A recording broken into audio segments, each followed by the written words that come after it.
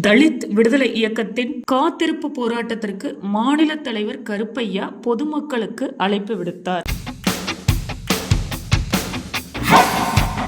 வணக்கம். வருகின்ற மார்ச் 6ஆம் தேதி வெள்ளிக்கிழமை காலை 11 மணிக்கு சென்னை சேப்பாக்கத்தில் உள்ள நில நிர்வாக இயக்கம் முன்பாக தலித் விடுதலை இயக்கத்தின் சார்பாக மாபெரும் காத்திருப்பு போராட்டம் நடைபெற உள்ளது.